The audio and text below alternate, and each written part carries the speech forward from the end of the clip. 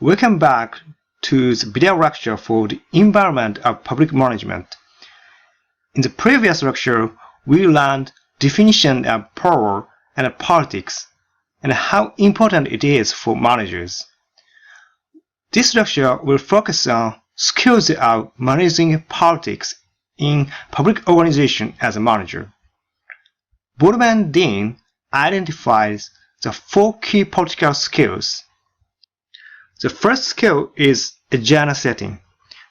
Politically, agenda is a statement of interest and scenario for getting the goals. And then, agenda setting is to identify what are objectives and how to reach them in a political game of organization. According to Carter, to set agenda for change, we need vision and strategy while recognizing competing internal, external forces. In other words, even if we show our own vision with strategy, it cannot be utilized and realized without other support. In this vein, Pfeffer emphasized the importance of sensitivity for manager. We cannot set effective agenda without knowing how others think and what they care about. Good vision and strategy require managers to know others. So the second skill is mapping politics in your organization. Pichoud suggests 4 steps of developing political map.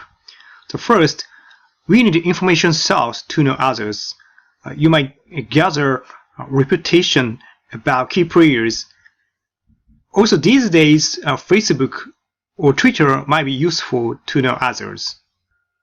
And then, based on the information, we'll identify the powerful player and what kind of power tools they can use.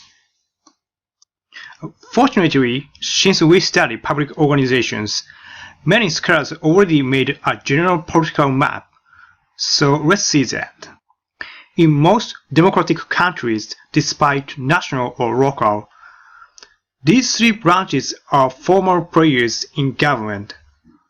However, this does not mean that all branches share equal proportion of power. Sometimes, these external players, such as interest groups, news media, citizens, can be more powerful over public managers than internal players. I don't really go details of power tools each player can utilize, since I believe you already studied these things in Introduction to Public Administration. As a next step, we'll identify powerful players among all the players in a political game. So let's see an example of the US government. Traditionally, American political scientists have identified these 3 players as powerful in the government decision making. You can find many studies about how these players affect each other. You might note that while courts is one of 3 branches, interest groups have been identified as more powerful. Such existing studies tell us that formal power structure does not represent the real power structure. So key players would be different in different countries and localities. We need to map power relationship according to our own situation as public manager. We've identified key players in our political game, and then we need to develop our power base to achieve our goals. The third political skill is networking and building coalitions.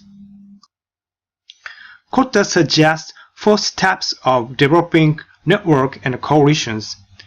Overall, he's saying that we need to know who can be potential supporter or opponent.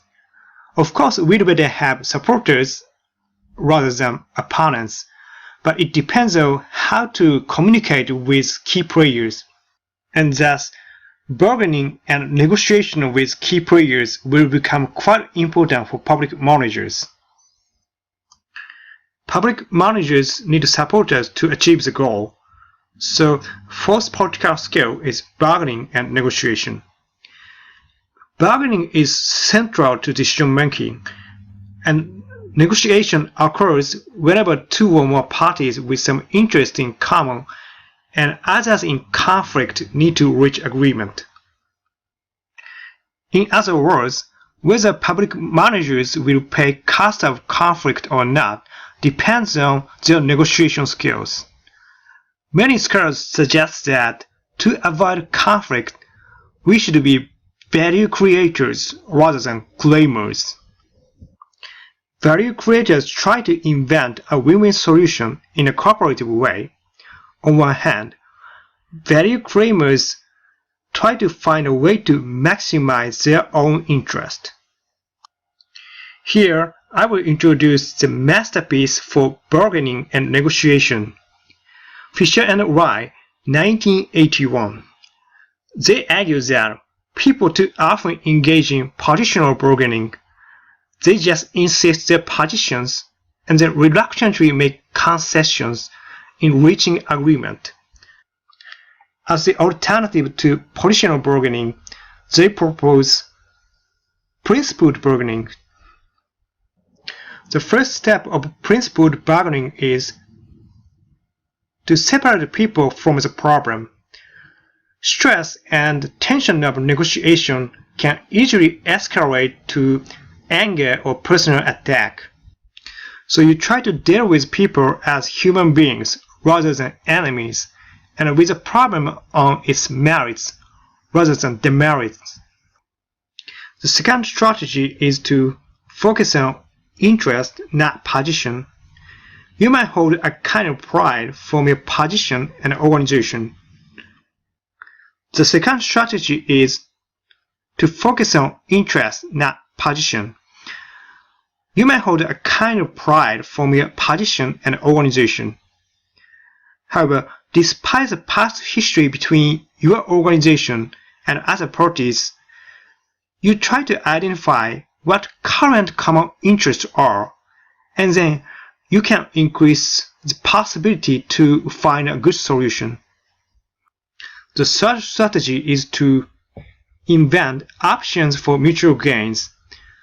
Don't stick to only one option, even if that is strongly supported by your organization. Managers need to make efforts to have options as many as possible, since more options increase the chance of a better outcome.